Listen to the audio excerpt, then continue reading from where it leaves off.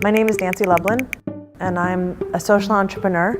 Right now I am the founder and CEO of Crisis Text Line. An entrepreneur is the person who creates something from nothing. They're the weird kid who never really fit in, and when everybody was doing A to B to C, you were doing like A to J to E to Z. I was just always this way. I was just always a little bit weird.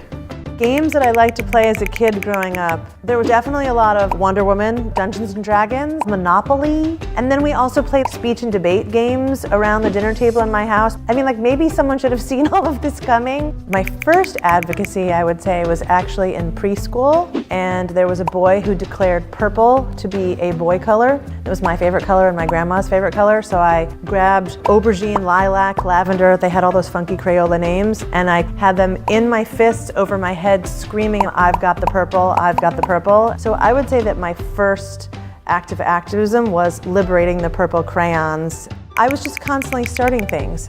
In high school, I started a nuclear freeze club.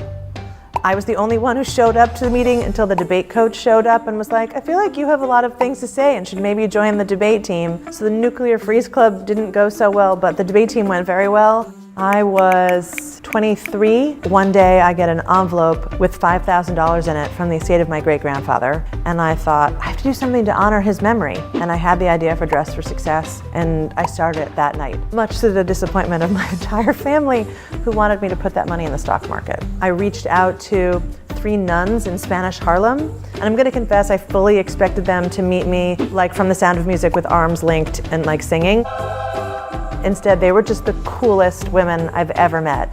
Like fired up social justice warriors, little old ladies, amazing. So they were my original board of directors. We did have one problem. They told me to put the $5,000 into a CD at the bank, which meant we started the organization with no money. So like, don't take financial advice from nuns.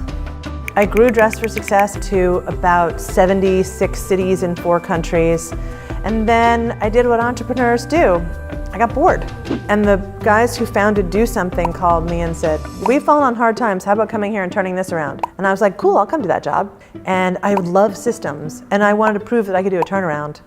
It is now the largest organization for young people in America. It's bigger than the Boy Scouts and Girl Scouts combined. Do Something has 6 million members, all by text. And every week, text them a different thing that they can do that doesn't require money, an adult, or a car. Things like the PB and Jam Slam, which is collecting peanut butter for food pantries. And then within 4 weeks, they'll collect 200,000 jars of peanut butter, filling the nation's food pantries with peanut butter.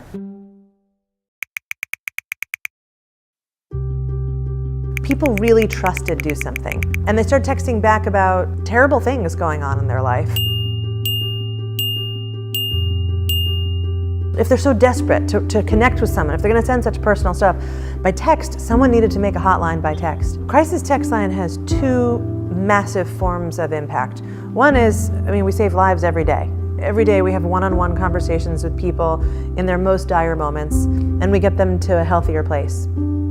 The other half of what we do is the power of the data. The data tells stories. The data pushes people to think in new ways, to build a better country, a better planet, to put more empathy in the world.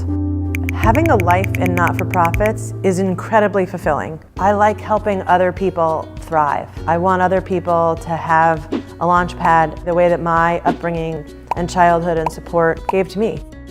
But I think what people underestimate is that it's still just running a company. It's not like it's fulfilling every day in lollipops and daisies. It's hard work. It's hard work. There are just as many hard and disappointing days as there are happy days, and it is a roller coaster. The highest of highs, like, wow, this happened, and the lowest of lows. Everybody is telling me I'm doing this wrong, or it's not how it's always been done. For us entrepreneurs, when people don't believe in us, it just fires us up. If you're somebody who tests the idea with family and friends and they're like, no, that's stupid, and you give up, then you're the one who gives up. But if you're somebody who's like, oh no, you just fired me up. Now I've got a chip on my shoulder and I've got something to prove, you got some entrepreneur in you.